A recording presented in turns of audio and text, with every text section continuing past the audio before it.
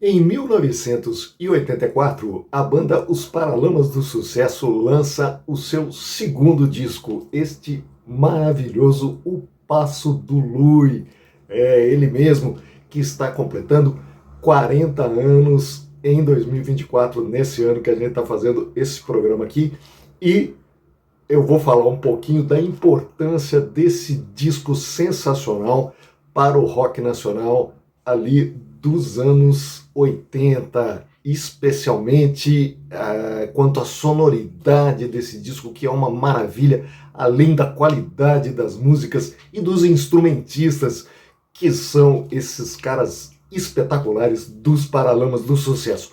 Vou falar também um pouquinho, né? Vou retroceder um pouquinho e contar a história de como eles começaram, como eles se encontraram lá em Brasília, o Herbert e o Bi Ribeiro, que eram amigos lá no final dos anos 70, se encontravam na casa deles para fazer um som, o Herbert na guitarra, o Bi no contrabaixo. Depois eles tiveram ali um tempinho sem se encontrar, foram prestar vestibular no Rio de Janeiro, os dois, e lá sim eles se reencontraram e restabeleceram a banda.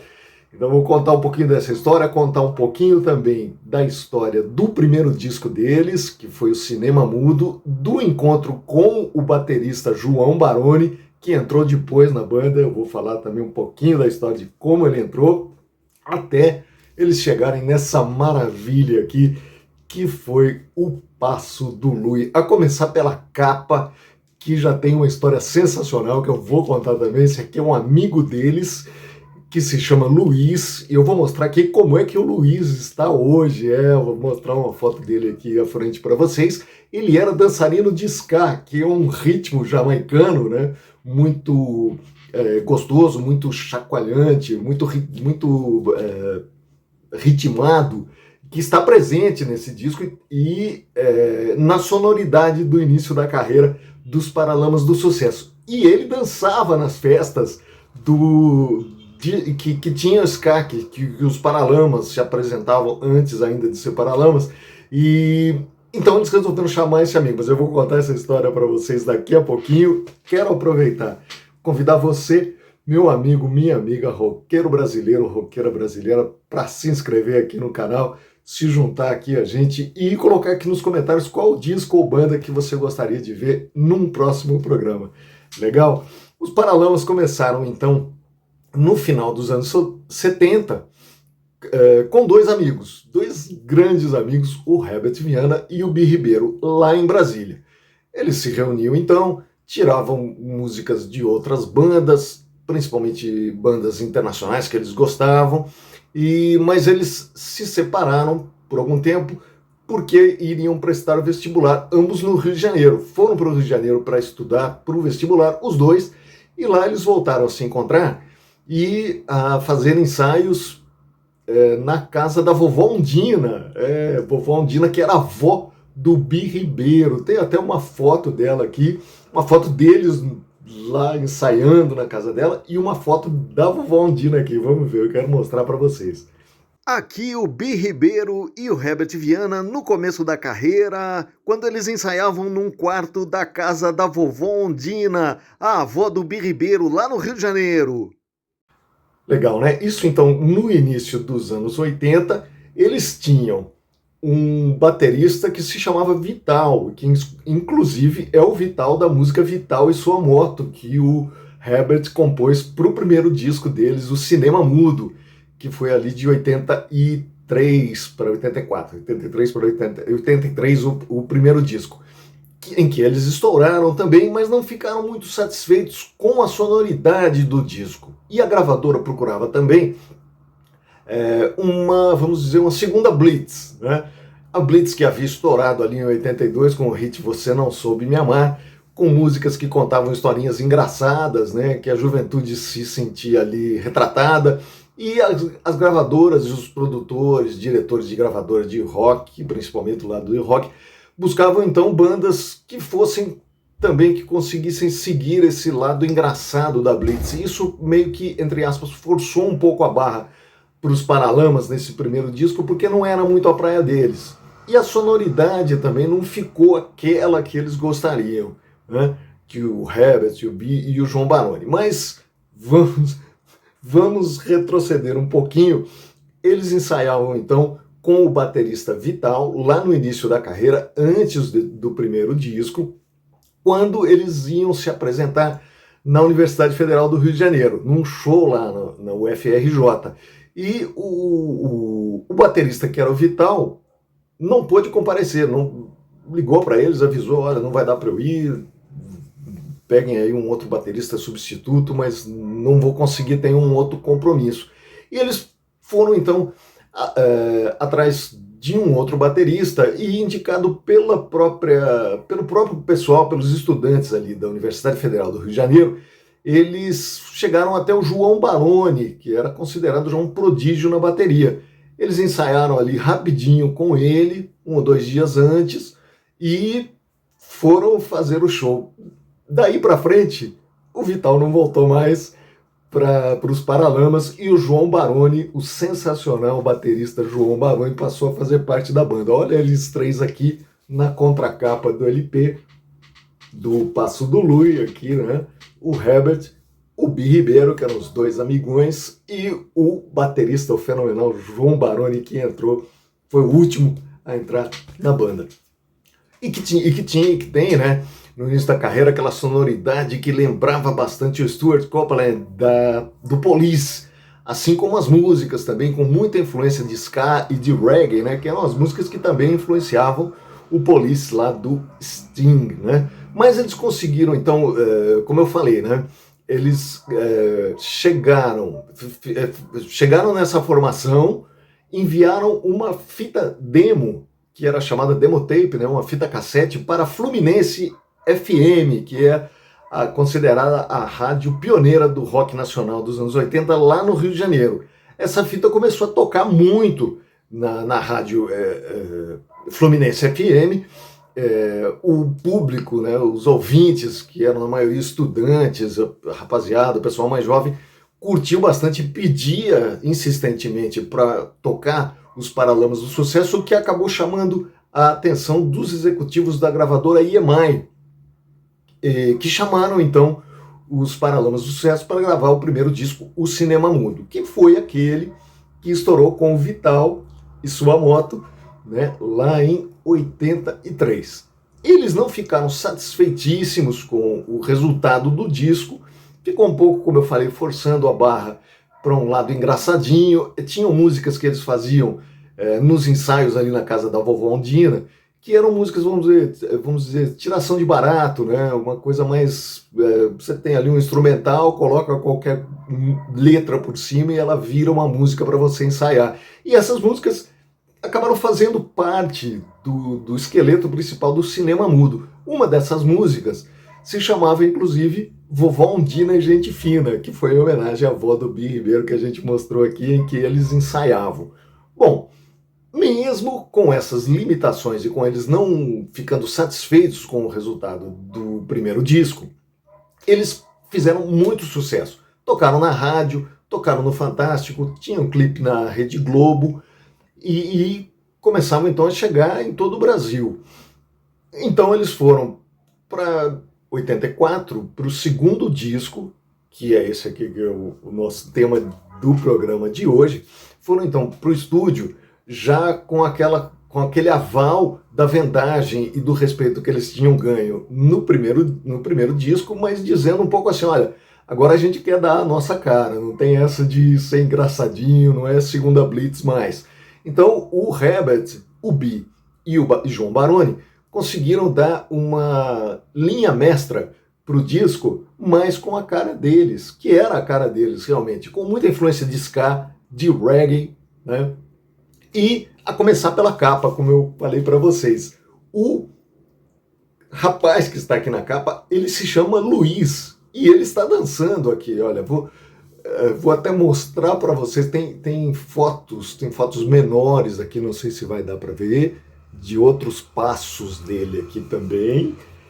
Então o passo do Lui é o passo dele dançando ska nas festas, realmente, e o disco fecha com a música O Passo do Lui, que é um instrumental super animado que foi inspirada na dança do Lui, que era o amigo deles, esse Lui aqui. Vamos ver uma foto de como é que está o Luiz hoje aqui, uma foto de alguns anos atrás, o grande amigo dos Paralamas do Sucesso, que está aqui nessa capa sensacional. E ele está dançando, olha só, o pé dele, não sei se vocês conseguem ver aqui, mas eu vou mostrar na foto, ele não está no chão, não está colado no chão, aqui ele está dando um salto, né? O que é muito legal. E tem outras fotos também. Vamos mostrar. Então, essa foto aqui mais aberta para vocês verem como ela foi tirada, né? E a sensação que ela dá, que é diferente aqui da capa do disco, e como está o Luiz hoje, o Luiz, que é o Lui, que tinha o apelido, que tem o apelido de Lui, e que é um amigo dos Paralamas, que está aqui na foto da capa. Vamos ver. Aí a foto do Luiz dançando ska, o amigo dos Paralamas do Sucesso, foto essa que foi tirada pelo Maurício Valadares. Esse disco teve, das suas 10 músicas, 8 que estouraram nas rádios, a começar por Óculos, o grande sucesso que puxou a vendagem desse LP. Além de Óculos, tinha Meu Erro, que foi outro clássico do rock nacional e é até hoje. Fui Eu, que foi gravado também pelo grupo Sempre Livre, um grupo de meninas. Romance Ideal, que é lindíssima, tem uma linha de contrabaixo do Bi Ribeiro, que é de arrasar. E o Herbert já começa ali a dar a cara da sua qualidade como instrumentista. Tem um solo de guitarra maravilhoso dele aqui, no Romance Ideal, e a bateria do João Baroni, que nem se fala, é aquele som arrasador, estraçalhante. E, como eu disse, apesar da influência do Police e do ska e do reggae jamaicanos, eles conseguem dar uma cara brasileira pro rock e pro ska, para essas influências todas. Então fica muito interessante o resultado final. Além disso, tem, depois do Romance Ideal, tem ska, que também tocou bastante, animava as festinhas dos anos 80. Depois, Mensagem de Amor, que também tocou bastante e foi gravada pelo Léo Jaime, também foi regravada. Me Liga, que é uma música mais romântica, mais lenta. Assaltaram a Gramática, que tem a participação do Lulu Santos. E depois Menino e Menina, que não tocou tanto na rádio. E O Passo do Lui, que é instrumental, que fecha o LP, também maravilhoso. Além da qualidade do som dos meninos, da qualidade deles como instrumentistas, a qualidade técnica da gravação desse disco é uma coisa que me salta aos ouvidos e salta aos ouvidos de qualquer apreciador de música, de rock, especialmente rock nacional, pela qualidade do som, pela limpeza do som, pela fluidez do instrumental. O instrumental é básico, baixo, guitarra e bateria, mas eles arrasam, eles começam a mostrar realmente a que vieram. São 3 instrumentistas espetaculares. O disco foi produzido, não por coincidência, pelo mesmo produtor, né, do primeiro disco da Legião, o Maírton Bahia. E também teve a direção do Marcelo Susequinde, que era um grande guitarrista também, que produz esse disco. Então isso também ajudou em muito eles chegarem nesse resultado. Os Paralamas, além dessa qualidade musical e da carreira que eles fizeram, que eles fazem até hoje, com discos maravilhosos depois desse que eu estou mostrando aqui, também são considerados os caras mais gente boa da música e do rock nacional como um todo. Eles são tão generosos que, por exemplo, a Legião surgiu, na minha opinião, muito graças ao esforço do Herbert Viana, que levou a fita do Renato Russo, deles de Brasília. Ele já conhecia da época de Brasília a banda, já era amigo deles. Uma música da Legião entrou no primeiro disco dos Paralamas, que foi Química, que depois eles gravaram, a Legião gravando o seu terceiro disco lá em 87, mas já no primeiro dos Paralamas eles já colocaram Química e levaram então essa fita do Renato Russo para os executivos da gravadora EMI, que era a gravadora dos Paralamas e depois virou também a gravadora da Legião. E essa fita também chegou nos grandes diretores. Poxa, se o Herbert está indicando, vamos ouvir com atenção que esses caras aqui devem ter algum valor, devem ter um potencial legal. E então o Herbert, na minha opinião, ele foi um dos grandes responsáveis, graças a essa generosidade dele, de levar e dar a força para a Legião Urbana, tanto que o Ayrton Bahia, que produz esse disco aqui para os Paralamas, também foi produtor do primeiro disco da Legião, depois de muitas idas e vindas, né? Daí eu conto num outro episódio, mas a Legião teve ali dificuldades antes de se acertar com o Ayrton Bahia. O disco quase não saía porque eles não tinham a química ali, não tinha uma simbiose, o produtor se desentendia com o Renato Russo, os produtores acabavam saindo, até que chegou o Ayrton Bahia dos Paralamas e a coisa deu liga.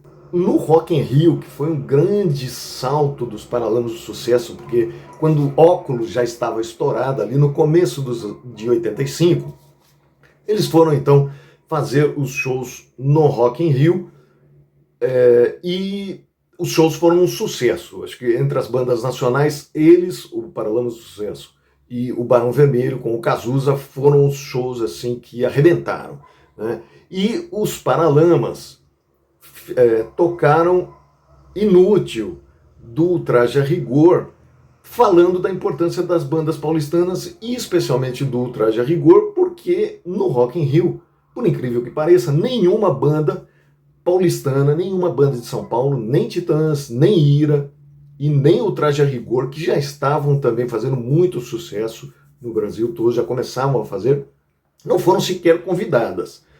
E o Herbert fez questão de tocar Inútil, então ele também ajudou o rock paulistano e ajudou o Traje a Rigor.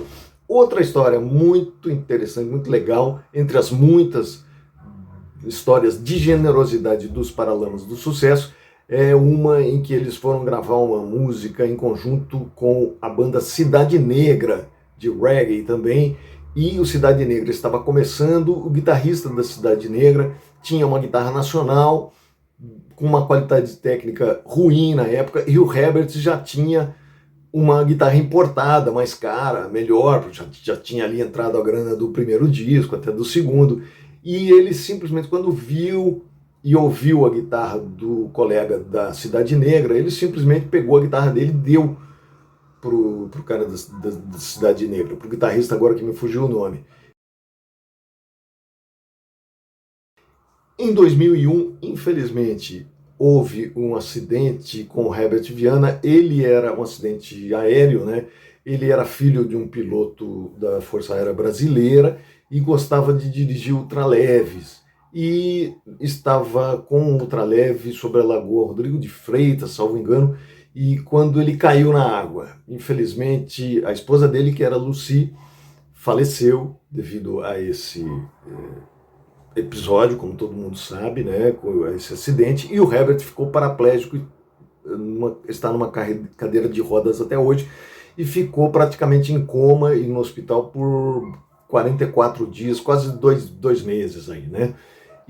Mas ele se recuperou, conseguiu voltar na música e a gente tem o prazer, né, de ouvir, conseguiram voltar a produzir discos, estão fazendo shows, e a banda Paralamas, além dessa história maravilhosa que eles escreveram aqui, eles continuam fazendo os seus shows e dando aí a sua contribuição para o rock e para a música brasileira. Legal? Depois do Passo do Lui, veio o Selvagem, um descasso também, em que eles começam a acentuar a influência da música brasileira. Aqui tem Alagados, né? E, mais do que tudo, essa capa, assim como a capa do Passo do Lui, tem uma história muito legal, que eu conto aqui num programa específico sobre ela. Se você gostou desse nosso programa aqui, eu tenho certeza que você vai gostar do programa sobre o LP Selvagem. Legal? Eu vou deixar aqui a capinha do link para vocês clicarem e acessarem. Quem ainda não assistiu, eu tenho certeza que, se você gostou desse programa aqui, vai gostar também do programa sobre o Selvagem. Legal? Pessoal, muito obrigado pela participação de vocês e coloca também nos comentários qual disco ou banda que você gostaria de ver aqui no nosso próximo programa. Beijo e até lá!